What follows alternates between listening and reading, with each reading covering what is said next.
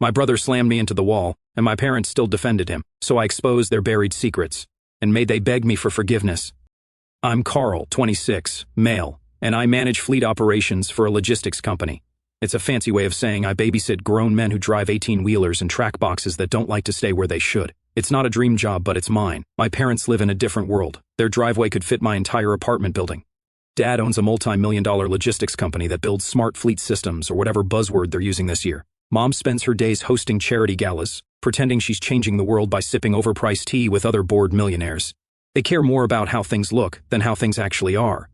Then there's Hunter, my brother. 5 years older, the golden son. He's the face of the family business, magazine covers, charity events, interviews, perfect hair, perfect suit, perfect smile. He's the kind of guy who looks good shaking hands but leaves bruises when he's angry. Nobody ever talks about that part though. Thanksgiving was their showpiece holiday, the kind of day they parade their perfect family image. Mom in pearls, dad in a blazer, the table covered in food no one really eats. I almost skipped it this year, but guilt still has a way of whispering in your head. So I drove 2 hours, wore a clean shirt and showed up. Hunter greeted me at the door like we were buddies. Look who made it, the hardworking hero of the highways. His voice always carried that fake warmth people clap for on TV. He patted my shoulder like he owned me. I smiled and walked past him. Dinner was as fake as expected. Mom talked about her foundation. Dad checked his phone under the table, and Hunter bragged about a new contract.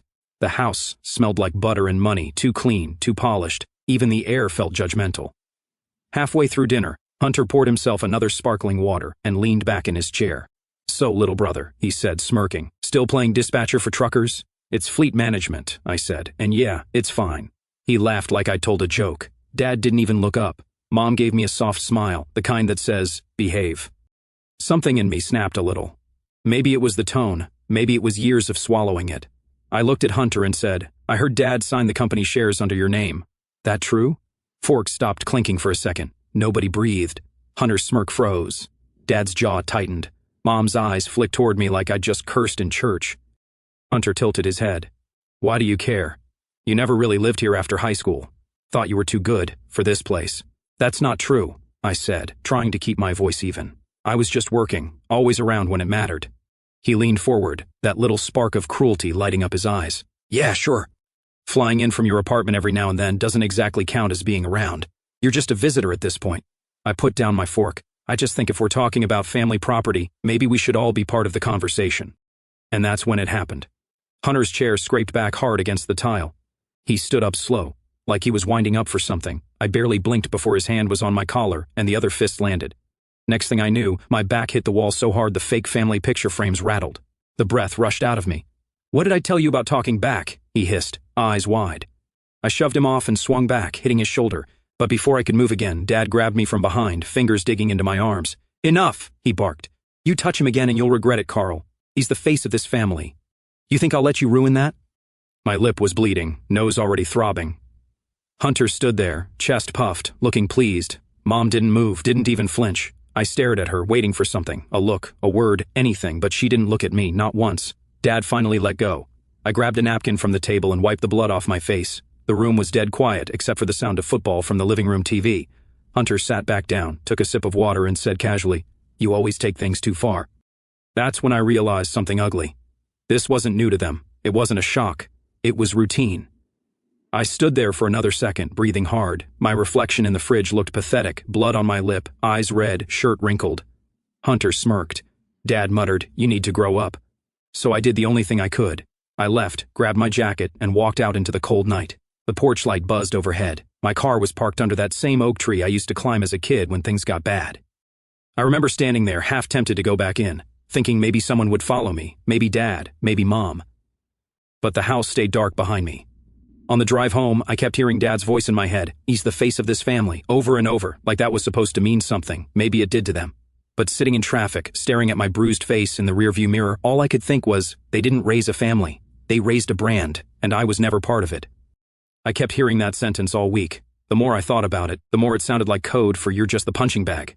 Because that's what I'd been since the day Hunter realized being 5 years older meant he could get away with anything. He was already bigger, faster, louder, the kind of kid who could break something and convince everyone I did it. I was 6 when he shoved me down the basement steps for the first time. He said I was in his way. I limped for 2 days, told Mom my leg hurt, and she didn't even look up from her magazine. She just said, You shouldn't pick fights with your brother. I remember sitting there confused. I hadn't even touched him. That's how it always went.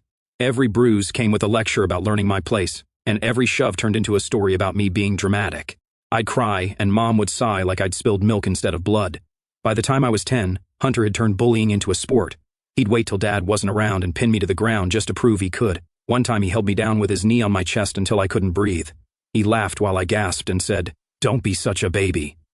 I swung back once, just once, and when Dad found out, I was the one grounded for a week. "Don't hit your brother," he said. "He's older. Show him respect."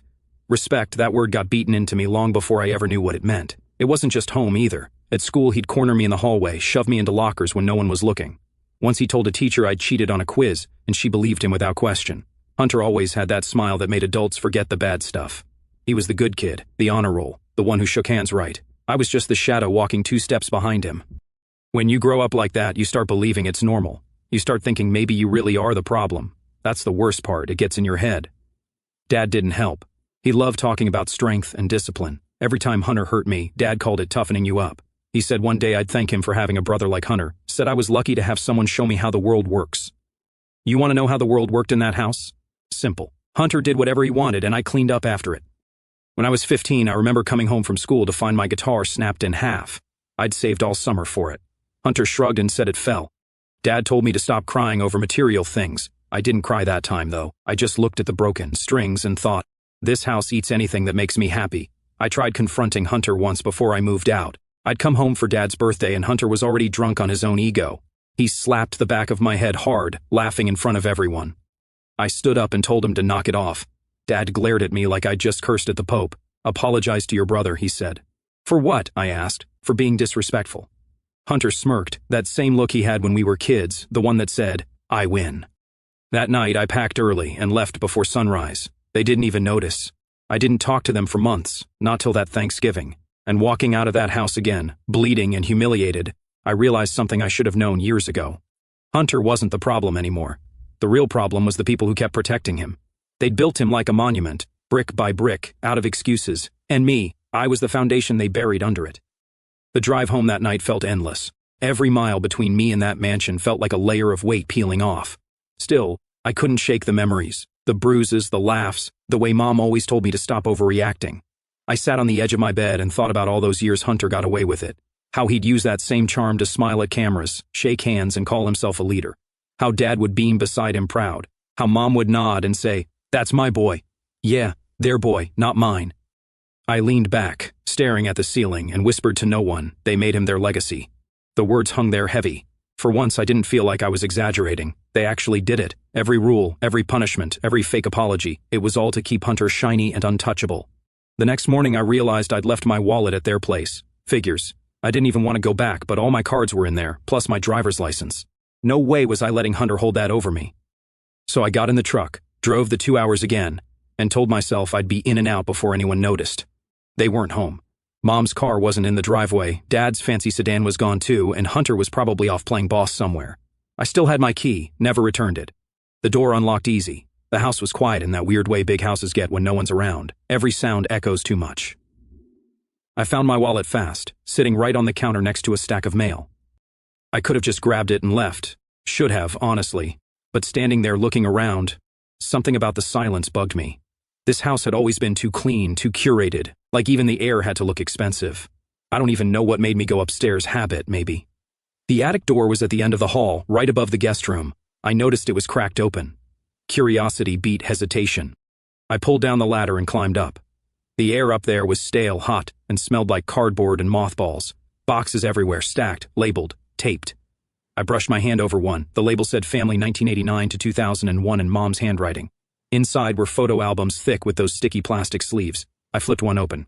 First page, Mom pregnant, smiling, Dad standing behind her, one arm around her shoulder, the other holding a cigar. The caption underneath in Mom's neat writing, Hunter's arrival, 1992. Page after page, Hunter's first steps, Hunter's birthday parties, Hunter's soccer games, Hunter's graduation. He was everywhere, every moment, every milestone. I sat back against a box, staring at those pages. Then something caught my eye at the bottom of the box, a manila folder that said Documents. Keep safe. I pulled it out and opened it. Inside were legal papers, birth certificates, insurance files, some old tax forms. Hunter's certificate was on top, dated early 1992. My own, I had to dig to find it. When I did, my heart skipped. It didn't match. Mine was dated 5 years later, but under mother's name it wasn't my mom's. Different name, different hospital, different address. Father's name had my dad's full name, clear as day, no blanks, no initials. I froze. It didn't make sense, unless it did. I wasn't just treated differently because Hunter was older. I was treated differently because I wasn't hers. Dad had an affair, I was the result.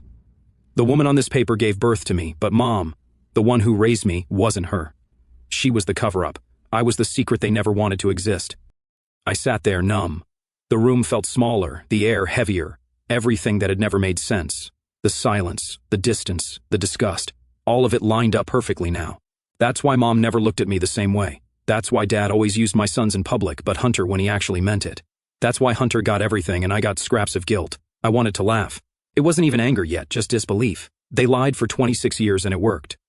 I shoved the papers back in the folder, but something else slid out. A USB drive taped to the bottom flap, labeled in Dad's handwriting company archive. It looked old, scratched around the edges. Dad always hid sensitive stuff at home, not the office. Less chance of discovery if an audit ever happened. I pocketed it, climbed down the ladder, and left the house without looking back. When I got home, I plugged the drive into my laptop. At first it looked like boring files, old invoices, reports, project updates. Then I saw a folder called Internal Reports. I clicked. Dozens of PDFs, HR complaints, employee write-ups, most of them with Hunter's name on them. Inappropriate conduct towards staff, verbal intimidation, incident with employee in warehouse, unresolved. Each one had the same ending note, issue handled internally. Handled, that word again, the family's favorite excuse.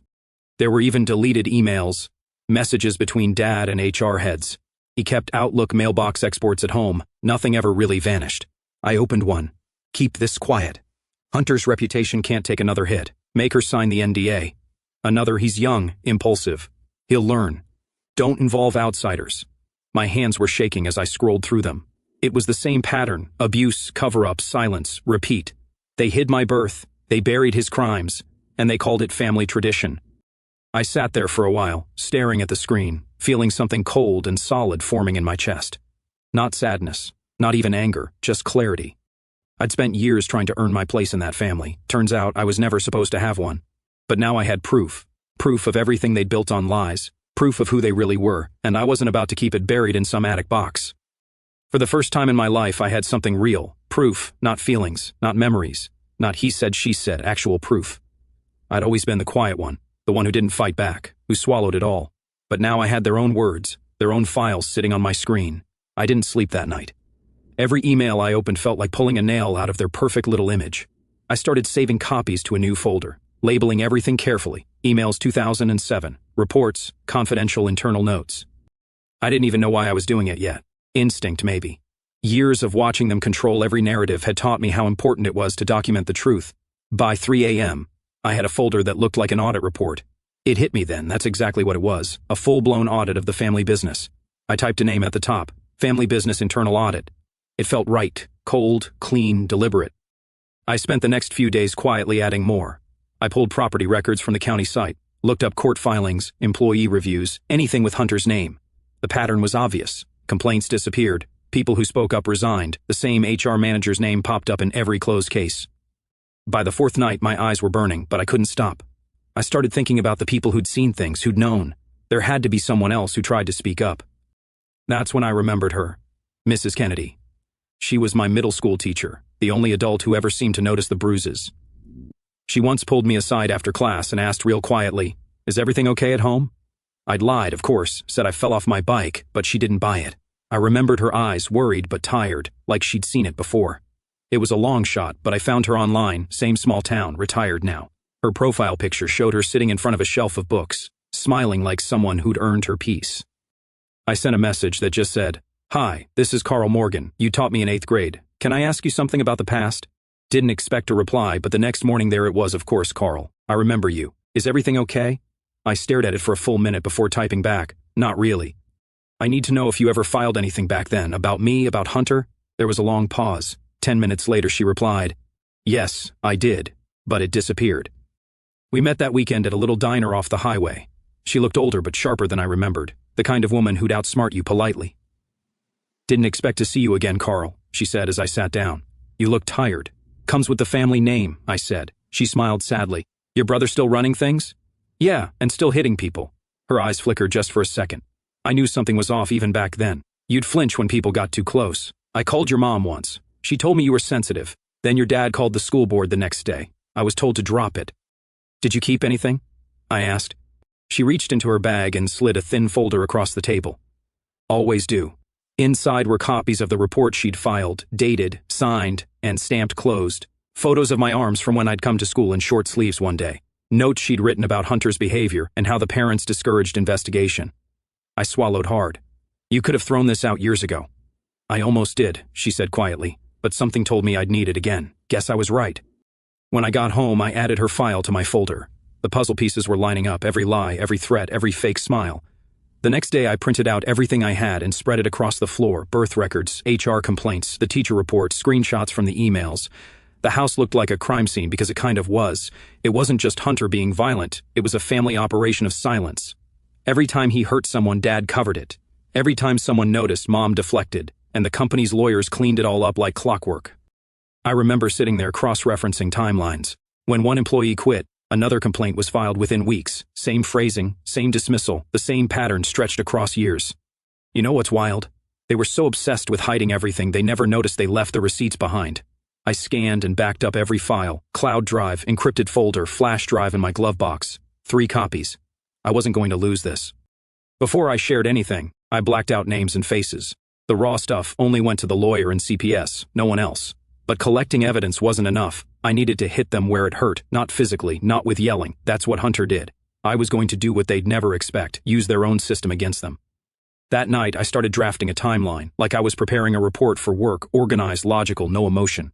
I listed every date, every complaint, every financial tie that showed Dad used company money to pay off silence. It wasn't just family secrets anymore. It was corporate crime.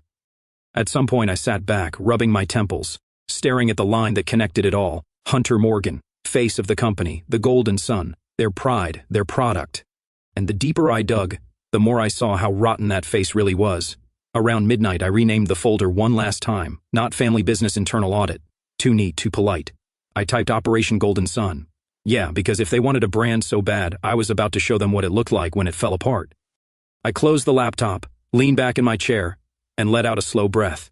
They built a system of silence. I was going to break it with paperwork. That was the plan. Clean, quiet, controlled, let them hang themselves with their own documents, no chaos, no shouting, just exposure. But plans don't always stick when real people get involved. It was around 11 p.m. when my phone buzzed, unknown number. Normally I ignore those. This time something made me check. "Carl, it's Elena." My stomach dropped. Hunter's wife.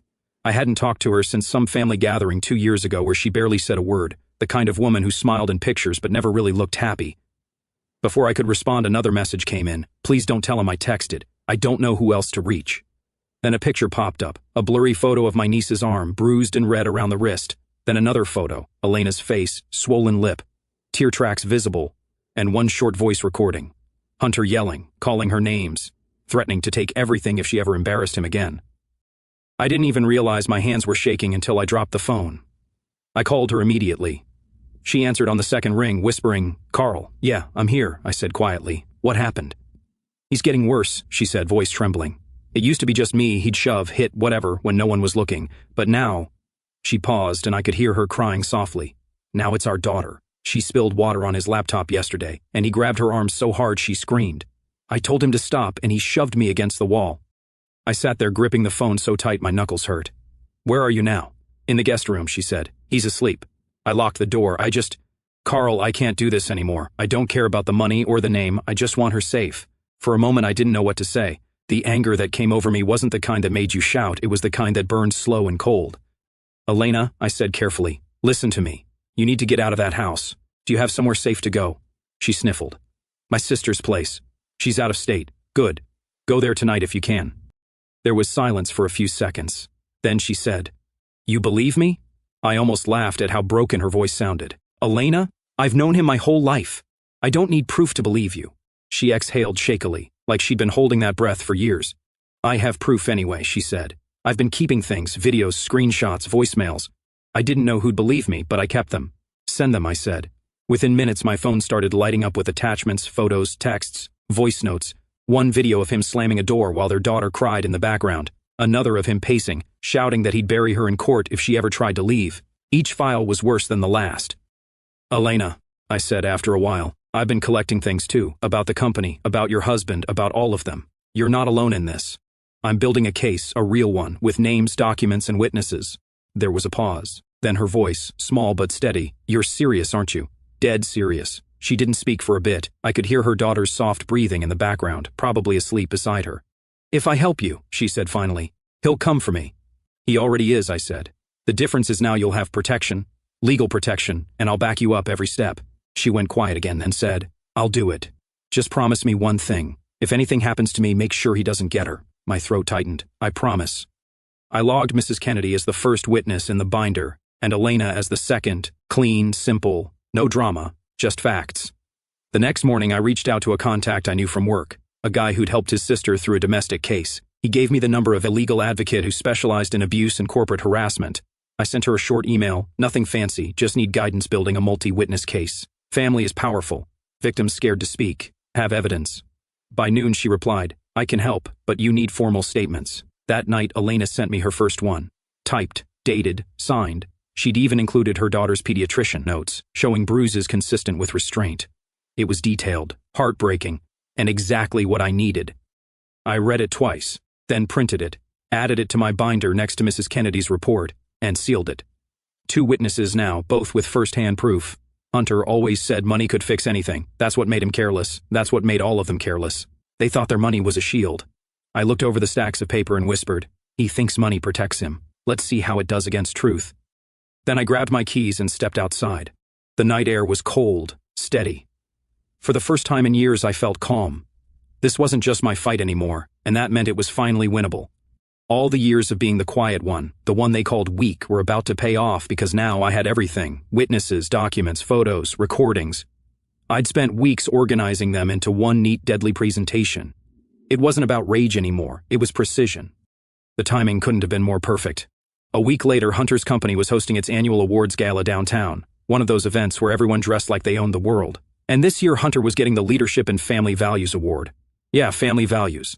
I almost laughed when I saw the invite Mom had posted about nonstop, so proud of our son's accomplishments, as if she hadn't spent decades ignoring what those accomplishments cost. I wasn't invited, obviously. Didn't matter. I knew the layout, knew the staff, and more importantly, I knew the tech setup. That night, I put on the only suit I owned, slipped the flash drive into my pocket, and drove there with a calm I didn't fully understand. The ballroom was everything I expected. My parents were near the front, smiling for cameras like nothing had ever cracked their perfect image. Hunter stood on stage, shaking hands, laughing too loud. The crowd loved him. Of course they did. They always did. I stayed near the back, unseen. The tech booth was on the side behind the last row of tables. 2 young guys handled the screens and projectors. They looked bored out of their minds. I waited until one walked off to grab a drink, then stepped forward like I belonged there. Hunter wanted me to load an updated clip, I said casually, holding up the flash drive. I'd slipped the AV tech $100 earlier, told him Hunter wanted to update the slideshow. Money talks. The guy didn't even blink. Just plug it into the media folder, he said. Perfect. Hunter started his speech 10 minutes later. Lights dimmed. Music faded. Everyone clapped as he walked up, hand over heart, doing that practiced, humble grin. He started with the usual, my family taught me everything about leadership, about love, about perseverance. I almost rolled my eyes. He was good, I'll give him that. His voice carried like he actually meant it. Cameras flashed, people smiled. He thanked Dad for guidance, Mom for grace, then mentioned Elena and their daughter, his world. That was the moment I felt my jaw tighten. Then came the part I'd been waiting for, the slideshow. It started normal, photos of company events, smiling employees, charity drives, applause here and there. But about a minute in the screen flickered, then cut to a video. Hunter's voice filled the room, loud, harsh, unmistakable. You don't talk back to me. You hear me? You don't ever make me look bad again. Then the sound of something slamming, a child crying in the background. Gasps rippled through the audience. Hunter froze mid-sentence. Turn it off, he barked toward the tech booth, but I'd already stepped away. The screen cut to emails, his name all over them, HR reports. The line issue handled internally, then another clip of him yelling at Elena, calling her useless. Then Mrs. Kennedy's old report popped up, dated and signed with a note, case closed by family request. The room went silent except for the hum of the projector. Hunter's voice broke through again. "This is fake. None of this is real." Dad stood red-faced. "Whoever did this will be dealt with legally." Mom shouted something about stress and context, trying to smile like this was some misunderstanding, but the crowd wasn't buying it. Phones were out recording, reporters whispering. One of the company board members had his hand over his mouth, staring at the screen. Then a voice came from the crowd, calm, steady. "Every word of it is true." Everyone turned. Mrs. Kennedy was standing near the side doors holding a folder. She looked small, but her voice cut through the noise. "I reported his behavior years ago. Your lawyers buried it. I kept copies." Hunter's face went pale. "You don't know what you're talking about." Before he could say more, Elena stepped into view. She wasn't hiding anymore, dressed in black, eyes tired but fierce. She walked right up to the front. "You hit me," she said loud enough for everyone to hear. "You hit me and our daughter. You said you'd ruin me if I spoke." The entire room fell dead silent. Hunter looked around panicking. "She's lying. She's unstable." But Elena pulled out her phone and played one more clip, his voice again. "You think anyone's going to believe you? You're nothing without me." The sound echoed through the hall like a gunshot. Mom stumbled back. Dad tried to reach the mic, yelling, "Stop this! Enough!" But security stepped in, unsure who to listen to. The board members whispered to each other. You could feel the shift, the power leaving their hands one heartbeat at a time. Hunter tried to storm off stage, but reporters were already snapping photos. Someone from the press shouted, "Mr. Morgan, do you have a comment about the abuse allegations?" Another yelled, "Did the company cover this up?" Elena just stood there, tears in her eyes but her chin high. For the first time, she wasn't afraid. I stayed back, watching it unfold, watching 20 years of lies collapse in under 5 minutes. They worshipped their image, so I made sure that's what burned first. The video spread faster than any press release could have dreamed of. By the next morning, every local news site had the clip, Hunter yelling, Elena crying, the board silence. By noon, the headlines read like karma finally clocked in. For the first time in my life, people saw them how I did. Not a respectable, picture-perfect family, just a group of cowards who'd built their name on silence and intimidation. Hunter was the first to fall. Within 24 hours, the company board announced his temporary suspension pending investigation. Corporate talk for, "We're done protecting you." The next day, HR issued a public statement acknowledging serious internal misconduct. Half the employees who once kissed his ass deleted their LinkedIn endorsements overnight. Then came the real hit. Child Protective Services and the police opened investigations. Elena had given them everything, photos, text messages, recordings. They didn't just have accusations, they had proof. He was arrested on suspicion that week and questioned at the precinct. Cameras caught him outside the station in cuffs, and man, the silence after that was loud. Dad's empire started crumbling the moment Hunter's name got dragged through the mud. Investors backed out, contracts froze. The press started digging into old files and found evidence of tampered HR records, the internal review Hunter's mess had caused. Turns out Dad personally signed off on several deleted employee complaints. All those years he warned me that I'd ruin the family's image. Turns out it was him doing it all along. He got hit with charges for obstruction and tampering with official records, not prison level yet, but enough to stain his spotless reputation. Mom didn't fare much better. She lost every social title she used to brag about. The charity board, the women's council, even the hospital volunteer committee. When Mrs. Kennedy's testimony hit the internet, people saw the whole pattern. Her silence wasn't motherly, it was compliance. The same people who used to beg for dinner invites were now pretending they barely knew her. The mansion that once hosted perfect Christmas photos was now surrounded by press vans and flashing cameras. Every lie they'd built cracked open for the world to see. And me, I didn't say a word, not one interview, not one comment. I didn't gloat. I didn't even post online. I just watched the truth do what it does best, spread quietly but hit hard. A week later, I met up with Elena and her daughter. They were staying in a small apartment downtown, nothing fancy but peaceful. There were drawings taped to the fridge, a warm blanket on the couch, and not a single photo of Hunter anywhere. Elena looked different, still tired, yeah, but lighter somehow, like she could finally breathe. "She sleeps through the night now," she said, nodding toward her daughter's room. "Used to wake up crying every time a door shut too loud." I didn't know what to say, so I just nodded. "You saved her," she added softly. I shook my head. "You did. You stood up when it counted." She smiled a little, like she finally believed it. Before I left, she handed me a small box. Inside was that same bracelet I'd lost the night Hunter slammed me against the fridge. She said she found it when they cleaned out the guest room. The leather was worn but still holding together. "I think it's yours," she said. I took it, stared at it for a second, then slipped it onto my wrist. It still fit. On my way home, I took the long route, past the old family mansion, the company building, the streets where I used to feel invisible. The Morgan Fleet Group sign was already covered up. A temporary banner reading North Star Logistics stretched across the old name while they rushed to get real signage made. Just like that, decades of pretending wiped away in a single rebrand. I parked across the street, rolled down the window, and just watched the crew remove the last few letters. A worker pulled off the M and tossed it into a dumpster. The clang echoed across the lot, and I swear it sounded like the end of something heavy. My phone buzzed once, unknown number, probably a reporter. I ignored it. I didn't need to explain what happened. The truth didn't need me to narrate it anymore. For the first time in years, my hands weren't shaking, my chest wasn't tight. I just sat there breathing normal. They called me dramatic my whole life. I didn't shout this time. I just let the truth speak louder.